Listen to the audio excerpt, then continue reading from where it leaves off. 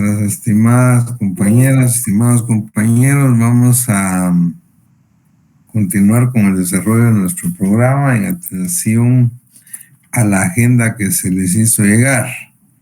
Estábamos tratando delitos contra la libertad y la seguridad individuales.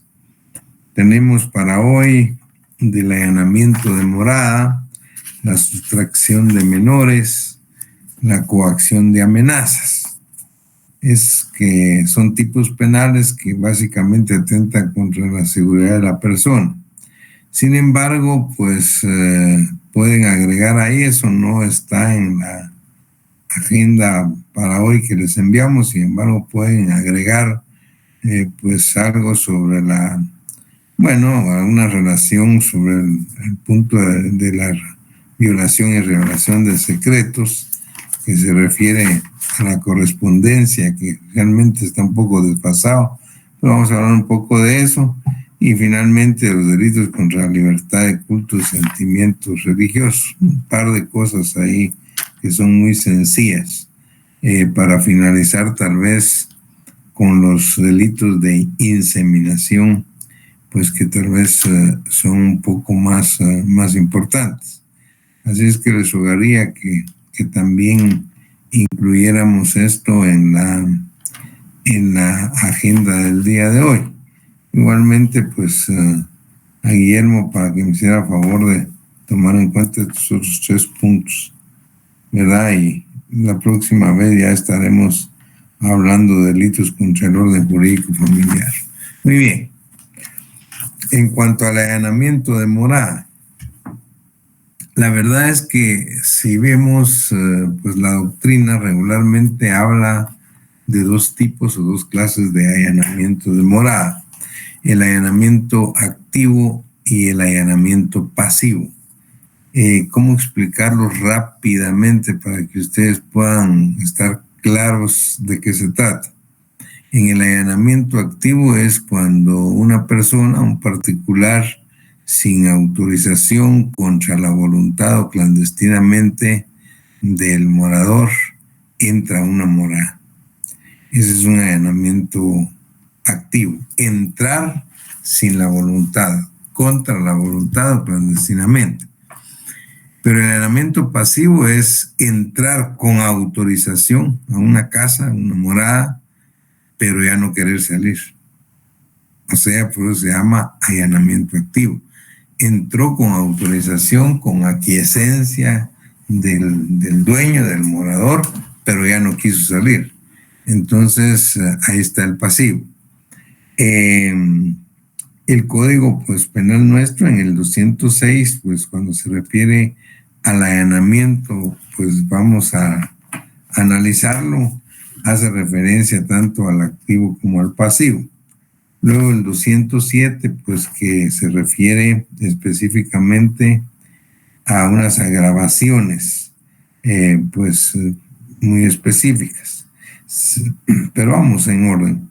Dice en el allanamiento 206, el particular que sin autorización o contra la voluntad expresa o tácita del morador, clandestinamente o con engaño, entre en morada ajena, sería el allanamiento activo. Luego dice, o permaneciere en ellas. O permaneciere en ellas se refiere al allanamiento pasivo. Es decir, ha entrado con autorización, pero luego después se niega a salir. Ahí tendríamos lo que la doctrina pues conoce los 2 tipos de allanamiento. Luego la agravación específica dice que si los hechos descritos en el artículo anterior se ejecutaren pues simulando autoridad o bien con armas o con violencia o por más de 2 personas, o sea de 3 en adelante, pues la sanción será de 2 a 4 años de prisión. Quiere decir que se agrava la responsabilidad penal y la pena. Nos interesan más tal vez hablar de las excepciones. Las excepciones al allanamiento. Dice, lo dispuesto en los artículos, el 206 es el que se refiere al allanamiento que hemos explicado. El 434 se refiere a la violación de sellos, eso está mucho más adelante y en su momento lo explicamos. Pero acá, excepciones, dice, lo dispuesto en el allanamiento que explicamos ahora mismo, no es aplicable al que entra en la morada ajena para evitar un mal grave a sí mismo, a los moradores o a un tercero. Es decir, si se allana la morada ajena, la residencia, por ejemplo, con el objeto de evitar un mal grave para sí mismo, para un morador o para un tercero, entonces no se comete el delito, no se tipifica. Tampoco tiene aplicación el delito respecto de los cafés, dice, las cantinas, las tabernas, las posadas, las casas de hospedaje y demás establecimientos similares, caso de los moteles, por ejemplo, mientras estuvieran abiertos al público. Es decir, que estos establecimientos se puede entrar y salir pues sin autorización de nadie. Es decir, siempre y cuando estuvieran abiertos al público. Pero cuando se refiere a casas de hospedaje, pues a moteles, por ejemplo, hay que tener cuidado, porque si hay habitaciones privadas en las que se constituyen pues morada para los moradores, ahí sí se constituye el delito.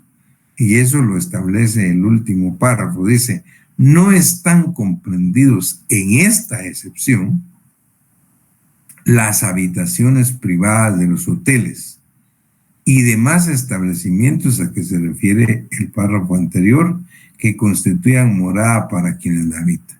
Es decir, las habitaciones de los hoteles, de las pensiones, de las casas de hospedaje, de los moteles, no están consideradas como establecimientos abiertos al público. Es decir, son habitaciones privadas. Y en tal sentido, pues cualquier allanamiento, tratar de entrar sin autorización de los moradores o sin una orden judicial, pues constituiría el delito.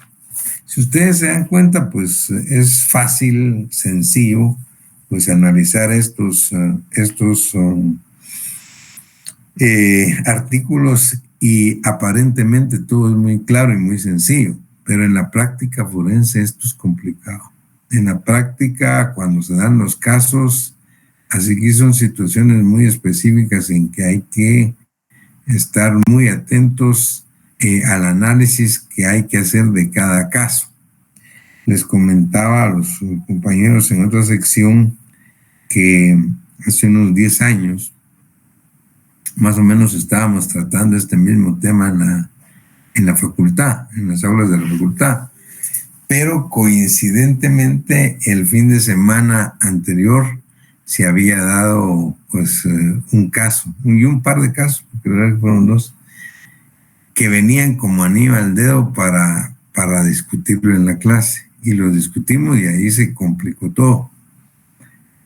Aparentemente pues está muy claro pues que entrar a una casa sin autorización o contra la voluntad o clandestinamente pues es un allanamiento de morada, y no querer salir pues es también un allanamiento.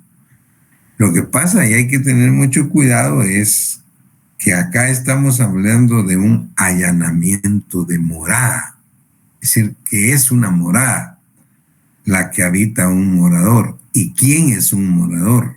Ahí está la clave y esto nos lleva a serias discusiones, porque dice acá, no habla del propietario del inmueble, por ejemplo, habla del morador. ¿Y qué es una morada? Donde hay un morador. ¿Y qué pasa si la casa no está habitada? Entonces no es morada, pues no hay un morador. Ahí están las grandes discusiones. Les comentaba entonces de un caso que tuvimos hace unos 10 años en la realidad, pues en en los casos de las situaciones que se han dado en nuestro medio, recuerdo yo que se trataba un caso de unos vecinos, si no estoy mal, creo que era en una colonia de San Cristóbal, jurisdicción de Misco, ¿no? En donde un domingo, 8:30 de la noche, un vecino llama al otro vecino, a su vecino, y le dice: mira, Héctor, o se llamaba, por ejemplo, ¿estás en tu casa? Sí, le dice, yo aquí estoy con la familia, estamos terminando de cenar. Eran las 8:30 de la noche. Y le dice: mira, no te vayas a asustar, tranquilo, pero te cuento que se acaban de entrar los ladrones a tu casa. ¿Cómo así? Sí, fíjate, le dijo que yo estaba pues en la parte de atrás de mi casa y vi cuando se brincaron a la tuya. Y ahí están adentro. Pero mira, ya ahorita llamamos a la policía, vienen en camino, y ustedes manténganse ahí donde están. En eso pues se escucharon las sirenas de las autopatrullas de los señores agentes de policía y llegaron a la casa. En ese momento pues sale la familia y de la casa pues por seguridad, y uno de los policías con un megáfono en mano habló fuerte diciéndole a los ladrones que ya sabían que estaban adentro de la casa y que salieran con las manos en alto, que la casa estaba rodeada por los agentes de Policía Nacional Civil y que salieran. Y no salía ninguno. Entonces pidieron la autorización de los dueños y empezaron a entrar. Entraron a la casa para revisar pues si efectivamente estaban o no. Cuando iban para adentro, pues iban siempre hablando por el megáfono para que salieran los ladrones con los brazos en alto, pero no salió ninguno. Quien salió fue la empleada de la casa. La empleada doméstica que acababa de llegar, era día domingo y acababa de regresar de su descanso. Y ella dijo: momento, aquí no hay ladrones. Y solo yo estoy acá en mi cuarto y el que está conmigo es mi novio. Mi novio es el que está acá. ¿Pero cómo?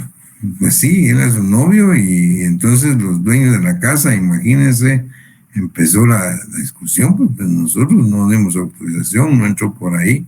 Claro, pues se brincó por la parte de atrás. La policía en ese momento pues sacó al muchacho, un muchacho también pues esposado de ahí, pues detenido. El problema es en el juzgado, que le iban a imputar. La muchacha, claramente, la señorita esta que trabajaba ahí, decía: él no es un ladrón, él está aquí conmigo en mi cuarto y yo pues le dije que entrara, yo le dije que estuviera. Entonces viene la discusión: ¿qué hay? ¿Qué delito hay ahí? Entonces, a primera vista cualquiera dice: bueno, es un allanamiento morada. Bueno, pero el allanamiento morada dice que el particular, que podría ser él, que sin autorización o contra la voluntad expresa o tácita del morador, clandestinamente o con engaño, entre a la morada. El del morador, dice. No dice del dueño, no dice del propietario de la casa, dice del morador. La pregunta es si la señorita esta que trabaja ahí es moradora. Si ella es moradora y ella autorizó, entonces ¿de qué delito estamos hablando? Ah, pero ¿por qué no entró por la puerta de la sala por donde ella entró? Y el juez y las autoridades le preguntaron. Y ella dijo: bueno, no entró por ahí porque obviamente los patrones no hubieran dado permiso. Entonces, definitivamente, el muchacho probablemente ya lo había hecho otra vez. Y en esa oportunidad el vecino se dio cuenta y pensó que era un ladrón que estaba brincando. Entonces, vean este caso bastante complicado. O sea, ya en la práctica decir, bueno, ¿hay o no hay delito? Y si hay delito, ¿qué delito es? ¿Qué otro delito podría ser si no allanamiento de morada? Él no entró a robar nada, ni estaba robando nada, pues. Estaba en el cuarto con su novia.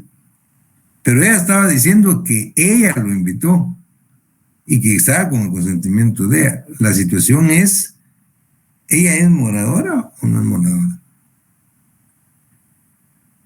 Bien, entonces discutíamos ese caso y qué importante, pues, es decir, qué iba a resolver en ese momento el juez. Pero todavía teníamos, entonces, coincidentemente, a unos días atrás, se había dado otro caso más complicado todavía, en el que en una familia, eso parece que fue en la zona 6, si no mal recuerdo, pues había una muchacha que, por cierto, era estudiante universitaria de 20 años de edad, con su novio, también de la edad de 20 años. Eran novios oficiales, decían ahí. O sea, se entendía pues que el muchacho tenía autorización, había conocimiento de los padres de ella, de la relación de noviazgo y con autorización de ellos, pues él entraba pues a la casa y todo. Y ese día sábado, fue un día sábado, la llegó a traer como siempre acostumbraban para ir a pasear al cine, qué sé yo, y después la llevaba a cenar y regresaban como a las 8, 9 de la noche, la regresaba a dejar a su casa. Resulta que los señores los papás de ella, salieron al cine ese día. Y dice que antes de entrar al cine empezaron a discutir.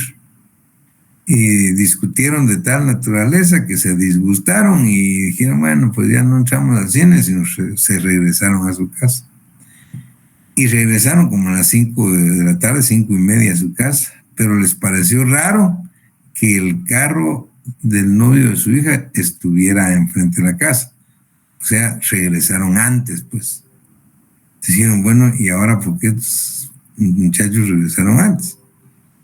Entonces ya con desconfianza, con malicia, dispusieron a abrir la puerta sin hacer el mayor ruido y les extrañó mucho que no estaban en la sala de la casa, donde siempre se estaban.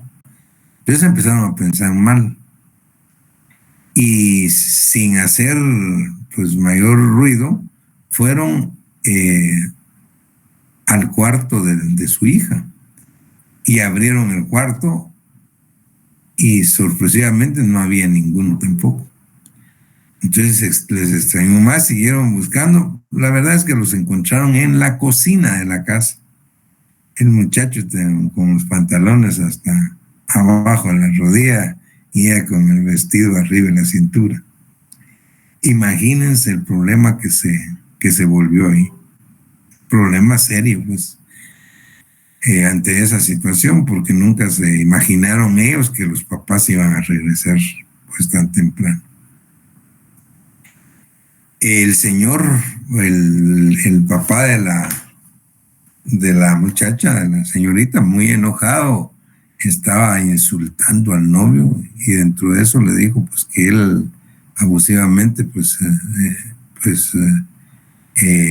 había actuado pues sobrepasándose la confianza que ellos habían depositado pues en él para que entrara a su casa y que desde ese momento que saliera inmediatamente y que jamás le quería ver la cara, ni mucho menos que estuviera en su casa, o sea, lo estaba sacando.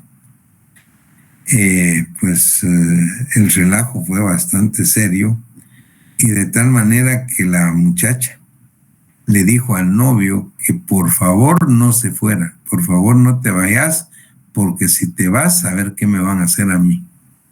Entonces el muchacho se envalentonó y le dijo, mire, yo no salgo de aquí, yo me quedo aquí con su hija. Ella no quiere que me vaya. Peor se puso el papá y mi mamá.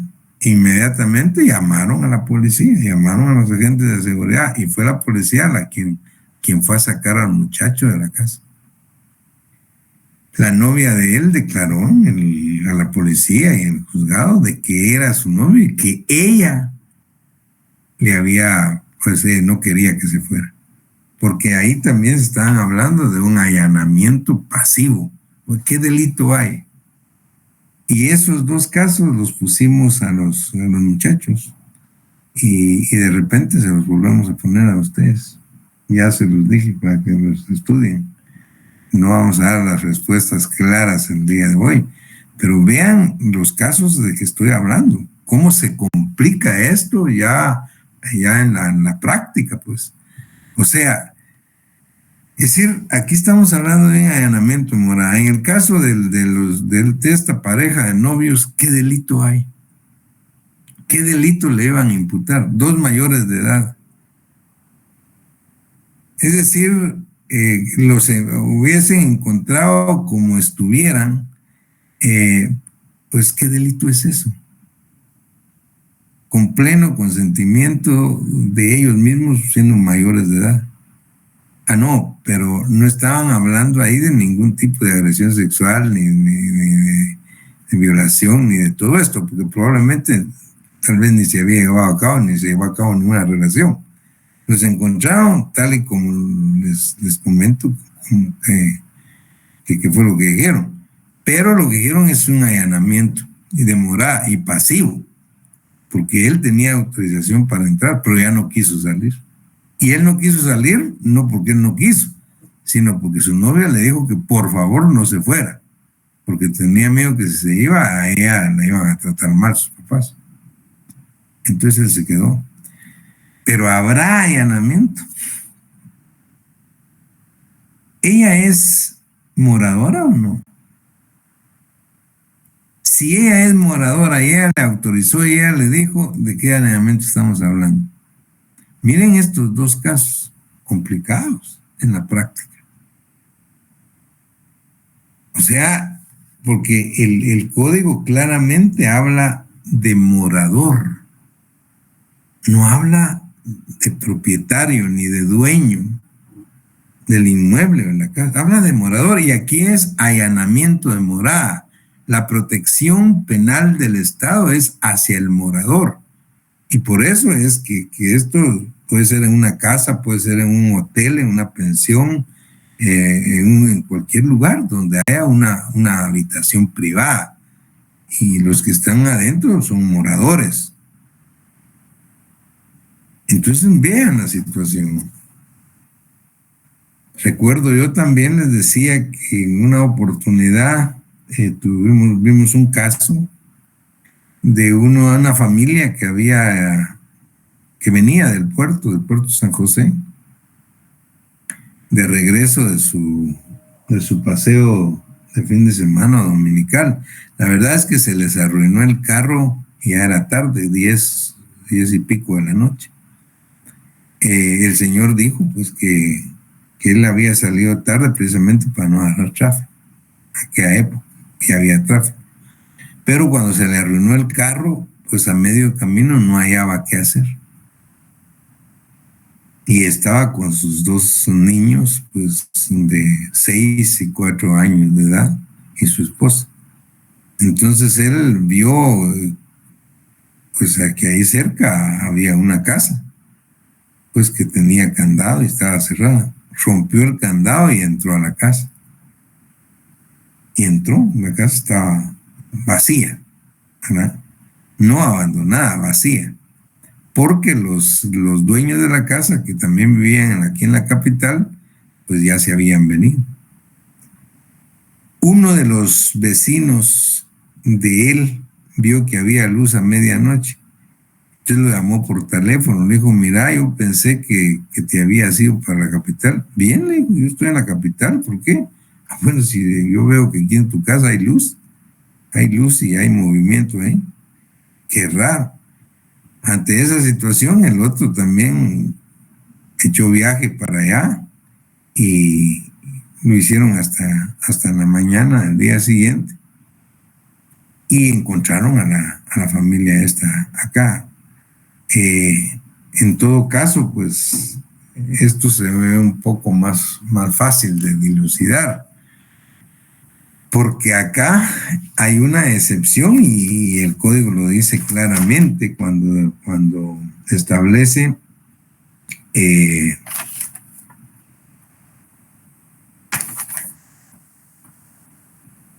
en las excepciones, dice, lo dispuesto en el artículo 206 del allanamiento no es aplicable al que entra en morada ajena para evitar un mal grave para sí mismo, a los moradores o a un tercero. Caso de él, un estado de necesidad, pues. Él, ¿qué hacía con sus dos niños pequeñitos a las 10:30 de la noche a medio camino, en la oscuridad, con el carro descompuesto? Pues decidió entrarse a la casa. Y esto es un estado de necesidad. Y hay una eximente de responsabilidad penal ahí. Es decir, hay una excepción, o sea, no hay allanamiento de morada. Pero lo que alegaban era, porque ahí lo que habría que hacer en todo caso, pues pagar daños civiles. El problema es que cuando llegaron la autoridad 7, 8 de otro día, pues estaban usando la piscina y habían desayunado, tomando cosas de la cocina y todo. Eso ya complicó otro poco la situación. Pero en todo caso yo creo que eso es más sencillo, pues.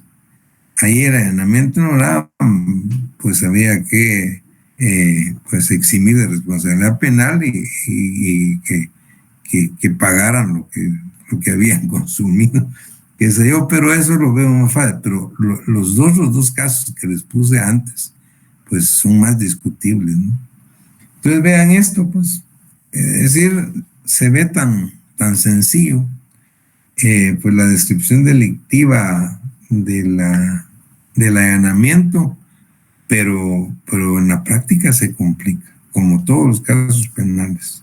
Es decir, hay que tener, pues, un claro conocimiento de lo que establece la ley, de lo que dice la doctrina, de lo que dice la jurisprudencia y lógicamente de un buen criterio para poder aplicar los criterios doctrinarios, jurisprudenciales y legales para resolver los casos.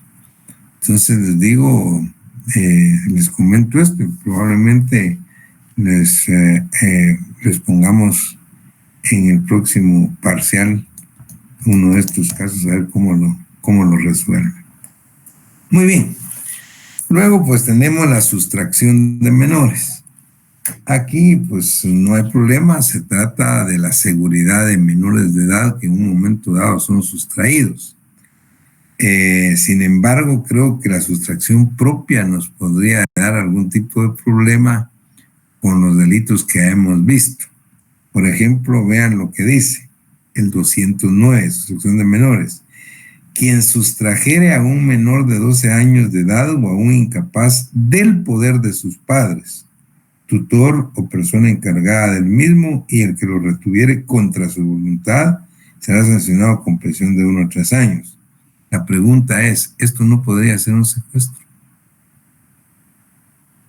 Obviamente, acabamos de ver que en el secuestro el objetivo del sujeto activo es el canje, es el rescate. Pero el tipo penal quedó abierto cuando dice u otro propósito ilícito similar. ¿Y qué pasa cuando alguien se lleva a un menor de 12 años del poder de sus padres? Porque habría que analizar el caso y con qué objetivo se lo llevó, pues. Es decir, se lo llevó con qué objetivo. O podemos hablar de una detención ilegal. Es más absurdo. La sustracción de menores tiene de 1 a 3 años. Pero el secuestro tiene de 25 a 50 años. decir, ¿con qué objetivo se lo llevó? Eso es lo que habría que analizar en cada caso. Lo que pasa es que obviamente el elemento subjetivo en estos delitos, o sea, el ánimus del sujeto activo, tiene que ser diferente. Por ejemplo, si hablamos de la sustracción impropia en el 210, es más claro y más fácil.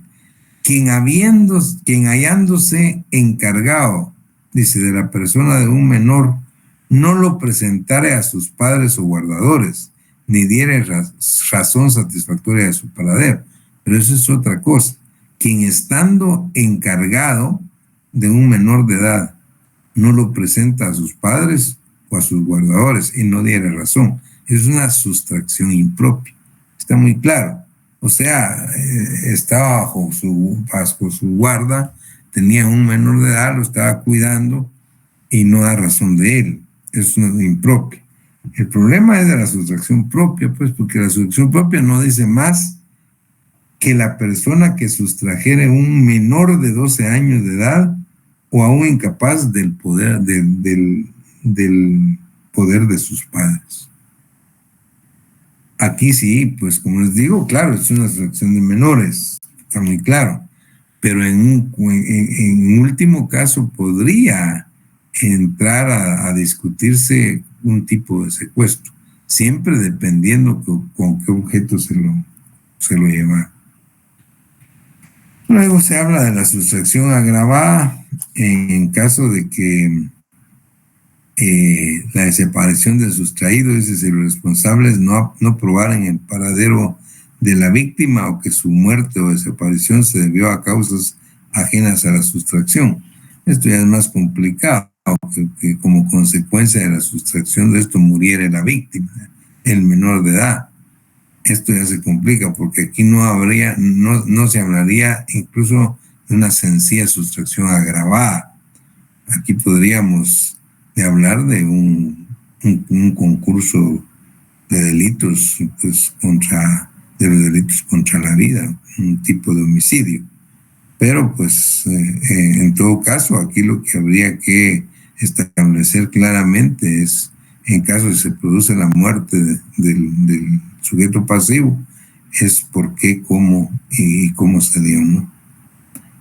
En el 212 habla de una inducción al abandono del hogar, ¿cierto? Es una cuestión diferente. Quien indujere a un menor de edad, pero mayor de 10 años, a que abandone la casa de sus padres, guardadores o encargados de su persona. Eso es inducción al abandono. Entrega indebida de un menor, quien teniendo a su cargo la crianza y educación de un menor de edad lo entregare a un establecimiento público o a otras personas sin anuencia de quien se lo hubiere confiado. Otra cosa. Bien, eso es, digamos, con respecto a la sustracción de menores. Hay que poner mucha atención en la sustracción propia y en la sustracción impropia. 209 y 210. Luego está un par de delitos que son bastante discutibles, tal y como están planteados, y que se refieren a la coacción y amenazas. Discutibles, les decía, tal y como están plasmados acá en el 214 y 215, porque creemos que desde el punto de vista de la doctrina podríamos decir que tal y como están, estos delitos podrían carecer de sustantividad propia, es decir, de autonomía, porque regularmente, pues cuando se habla de coacción o amenazas, si no es efectivamente pues, una simple coacción o una simple amenaza, pues lo más seguro es que sean elementos que constituyen un delito más grave. Y si se comportan o si se dan como elementos que constituyen un delito más grave, finalmente solo se va a tipificar este. Es decir, la coacción y las amenazas quedarían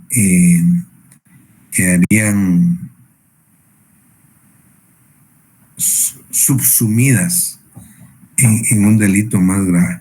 Pero leamos qué es lo que dice. En la coacción dice: quien sin estar legítimamente autorizado, mediante procedimiento violento, intimidatorio o que en cualquier forma compela a otro, obligue a éste para que haga o para que deje de hacer lo que la ley no le prohíbe, efectúe o consienta lo que no quiere, o que tolere que otra persona lo haga, sea justo o no, será sancionado con prisión de 6 meses a 2 años. Esa es la coacción. Dice: si la coacción se cometiere contra un funcionario judicial para que resuelva en determinado sentido o deje de resolver sobre un asunto de su conocimiento, la pena a aplicar será de 2 a 6 años, o sea, se agrava. Y luego en las amenazas dice: quien amenazare a otro con bueno, hablemos primero de la coacción. Si se dan cuenta, en este caso es obligar a otra persona a que haga o deje de hacer lo que la ley pues, no le prohíbe, o efectúe, consienta lo que no quiere.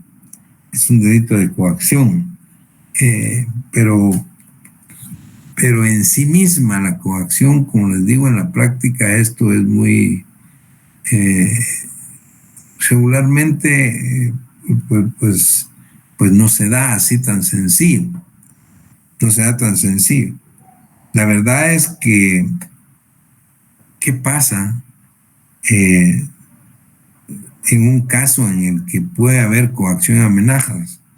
Es decir, la coacción y amenazas que se pueden dar en el sujeto que le pone la pistola a otro, que le diga: o me entregas la cartera o te disparo.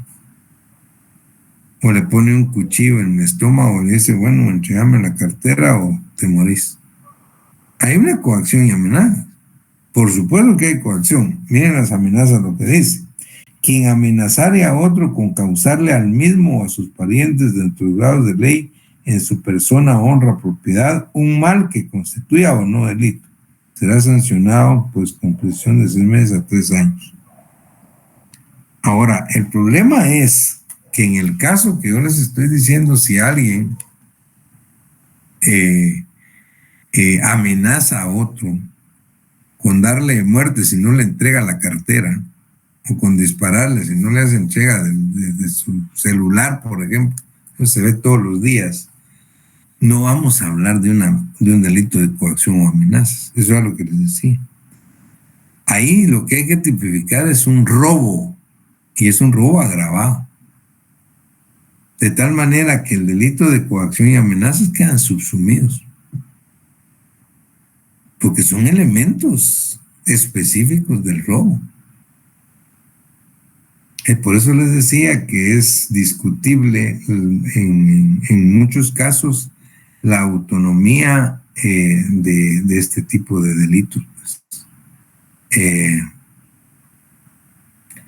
Porque regularmente, tal y como lo estoy explicando, son elementos de un delito más grave, como el robo en este caso.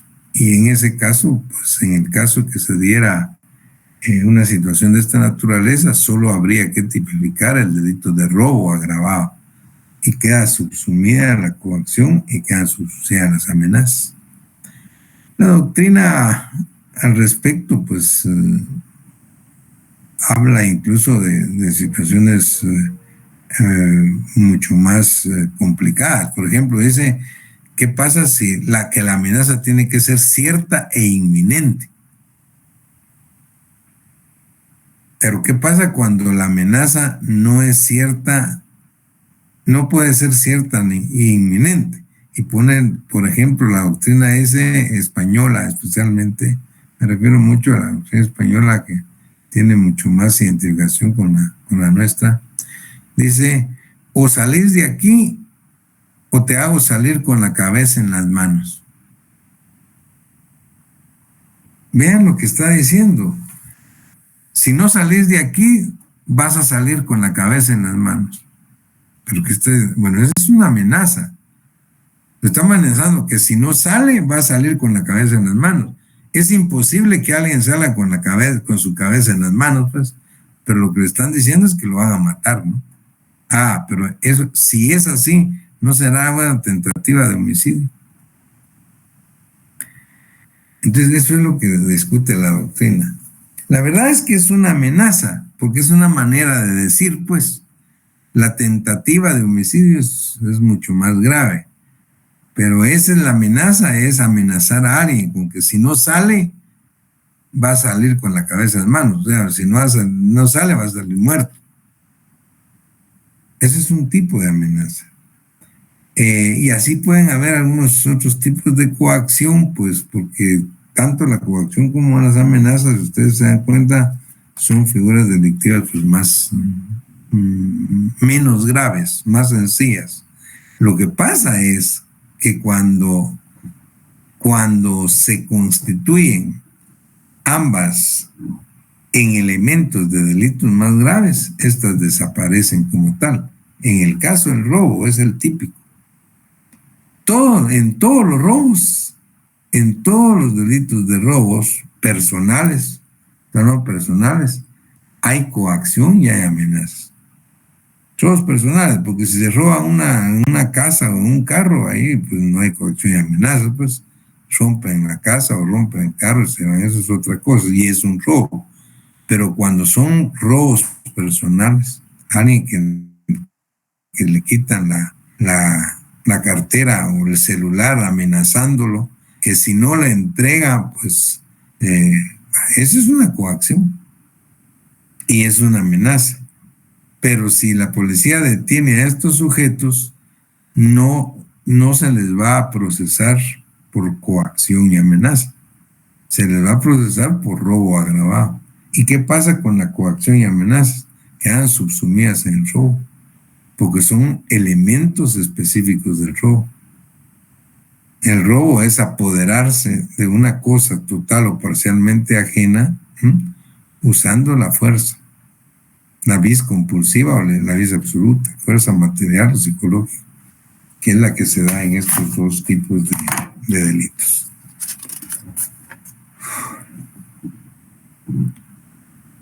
Muy bien.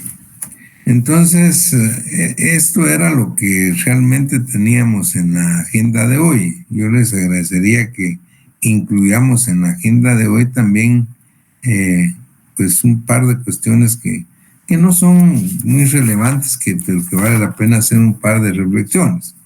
En cuanto a la violación y revelación de secretos, por ejemplo, esto está incluso ya pasado de moda, ¿no? Con toda la vigencia que tienen hoy día, digamos, toda la tecnología que ha hecho caer en desuso la correspondencia. Porque aquí están hablando en el 217 de la violación y revelación de secretos. Quien de propósito o para descubrir los secretos de otro abriere correspondencia, pliego cerrado o despacho telefónico. Todo esto realmente tenía mucha razón de ser y mucho peso pues antes de que se diera la evolución tecnológica que hemos tenido. Sin embargo, pues con los teléfonos podría darse algún tipo de situación de esto, pero regularmente no lo vamos a ver. Pues. Delitos de estos no se ven comúnmente o casi nunca en los tribunales. Dice quien en el 218 sustracción o desvío o supresión de correspondencia. Quien indebidamente se apoderara de correspondencia, pliego o despachos a que se refiere el artículo anterior. Este era un tipo de correspondencia como la que anteriormente antes de, pues estábamos acostumbrados anteriormente a que se diera todo este avance tecnológico, ¿no? Cuando habían carteros, llevaban cartas a las casas todos los días, telegramas también. Eso pues ha pasado prácticamente de moda, se ha superado, así que también estos tipos penales Sí, es conveniente que ustedes les den una leidita, pero no creo que valga la pena detenerse mucho en ellos. Así es que lo dejamos ahí para que lo lean ustedes. Tal vez más importante hacer un par de reflexiones sobre los delitos contra la libertad de cultos y el sentimiento religioso. No por la libertad de cultos, sino que por un tipo penal que tiene ahí, porque son solo dos. En el 224 dice turbación de actos de culto. Quien interrumpa la celebración de una ceremonia religiosa o ejecute actos en menosprecio o con ofensa de culto, los objetos destinados al mismo. Regularmente también esto no tiene trascendencia pues en la vida práctica. Pero me llama la atención el 225, que se llama profanación de sepulturas. Oigan lo que dice: quien violare o vilipendiare sepultura, sepulcro o urna funeraria, o en cualquier otra forma profanare el cadáver de un ser humano o sus restos, será sancionado con prisión de 6 meses a 2 años. Entonces, ¿qué pasa con los necrófilos? La necrofilia. ¿Recuerdan que les hice mención de esto cuando hablamos de la violación? Es decir, la relación sexual que se da con cadáveres. Y esto sí es común, aunque a ustedes les parezca raro, pues vean la doctrina, la jurisprudencia en las morgues. Esto sí se ha dado muchas veces, pues. Pero cuando hablé de violación les decía que el sujeto pasivo anteriormente tenía que ser una mujer, por la manera en que el código establecía la relación, pero que ahora puede ser hombre o mujer. Se puede violar tanto a una mujer como a un hombre, siempre y cuando esté vivo. ¿Recuerdan? Estén vivos. Pero ¿qué pasa si se trata de una mujer, del cadáver de una mujer muerta en la morgue, como pasa muchas veces? Y que es lo que se llama la necrofilia, pues. La relación sexual con cadáveres, con muertos. Entonces, vean si no es un delito de violación. Pero les pregunto, ¿no estaría entonces en la profanación de sepulturas? Dice, en cualquier otra forma, profane el cadáver de un ser humano. Es profanar. Es muy amplio, ¿no? El cadáver de un ser humano. Es decir, no es exactamente el acto necrófilo, es decir, la relación sexual con pero podría, y se ha discutido muchas veces, que si no se puede hablar de una violación, podría hablarse de este tipo de delitos. Por eso llama la atención y valía la pena pues hacer una reflexión para que ustedes lo tuvieran en cuenta. Pero más me llama la atención, para finalizar, los delitos de inseminación. Los delitos de inseminación, obviamente cuando hablamos de inseminación, regularmente pareciera albarda sobre parejo decir inseminación artificial. O sea, que es la concepción no natural, pues. El embarazo, pues no natural, sino por otros medios. Dice la inseminación forzosa, 225A. Será sancionado con prisión de 2 a 5 años e inhabilitación especial hasta 10 años el que sin consentimiento de la mujer procure su embarazo utilizando técnicas médicas o químicas de inseminación artificial. Si resultara el embarazo, se aplicará prisión de 2 a 6 años e inhabilitación especial hasta 15 años. Si la mujer sufriera lesiones gravísimas o la muerte, se aplicará prisión de 3 a 10 años e inhabilitación especial de 10 a 20 años. Esto regularmente pues se está hablando de gente especialista, médicos especialistas, que porque no es cualquier clase de médico, desde luego, pues eh, tienen que ser muy, muy especializados eh, en este tipo de actividades, los que pudieran estar pues comprometidos con una situación de esta naturaleza, que realmente es muy difícil también, como les digo, pues porque infertólogos se dedican a la infertilidad, ¿no? Pues en nuestro país hay pocos, no creo que hagan más ni más de 5.